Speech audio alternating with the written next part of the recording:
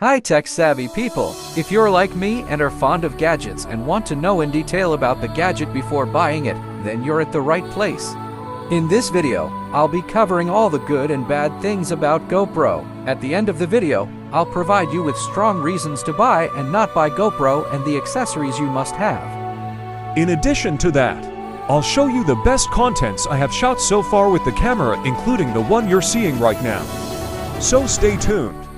Here on thelazynet.com, you'll find the most unbiased review of the products that I use on regular basis, and my travel stories and some random stuffs, so don't forget to check this out.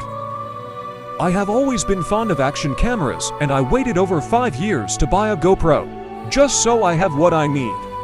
Before this, I bought some cheap cameras worth about $50–70, but they weren't great, and one of them was worthless, and don't even know where it is these days. I waited for quite a while to buy GoPro only when it made sense. I have seen lots of people spending lots of money putting in gadgets, such as GoPro, digital cameras and drones, but barely using them. So yup, I waited long enough. Only when I had enough savings. Starting with section 1, do you really need it? So here are some of the use cases, and if these are something that you'll do, then you can consider buying a GoPro. If not, then it's going to burn a $600 hole in your pocket. First being a regular traveler, second being a sports enthusiast, and third, if you take lots of time lapses. Let's look at some pros and cons for GoPro Hero 11. Starting with the pros. The most important thing about the GoPro Hero 11 is its 5.3K resolution with 8:7 aspect ratio. This is the most useful feature of the GoPro and the primary reason why I bought it. With this, you can shoot a video in landscape and then use it as a portrait or landscape without losing the quality. So you don't need to shoot videos into modes for Instagram and YouTube. Everything else here is self-explanatory, and I won't waste much of your time. In addition to this, GoPro Hero 11 has 10-bit color depth, 8x slow-mo, super and wide views. Hindsight is also quite useful when capturing actions and lets you record just the action and saves tons of space.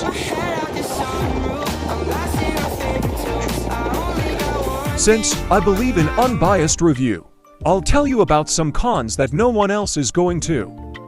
Battery life isn't great and won't last long without additional power. 1 out of 50 times the camera froze and I had to remove the battery and put it back to get it working. It hangs sometimes. Not all modes are accessible in all resolutions.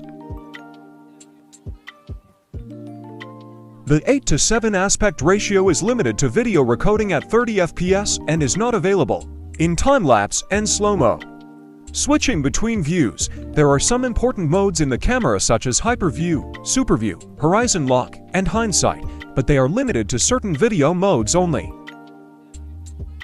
So, you have recorded some great videos in high resolution and now you want to edit them, but then you realize the video is too big, not only in size though, but you have captured a very big frame and can't find a decent solution in your editing app to select what you want and modify some of the settings of the video, such as switching between linear or wide mode. Even the most expensive apps such as Final Cut Pro can't do that.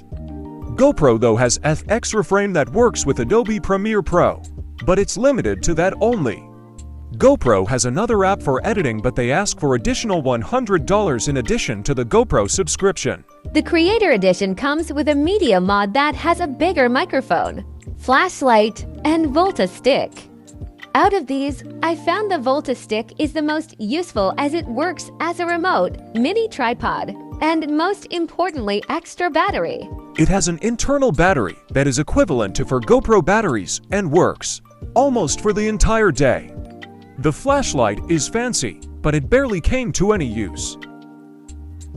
If you have this, then you'll need to purchase only few accessories for extreme adventure activities, and you can get them from Amazon for about $30. Do comment for the link. The most important part of the subscription is the unlimited cloud storage and the access to GoPro Quick app that creates videos itself for the day, but it isn't great but decent enough.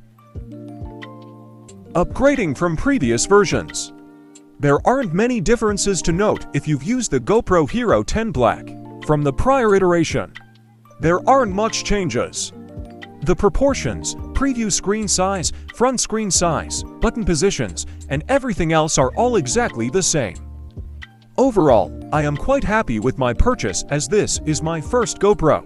Although it may not have made much sense if I had GoPro to upgrade from GoPro 7 or later. Thank you for watching the video. Don't forget to do the needful if you would like to see more of such videos and contents.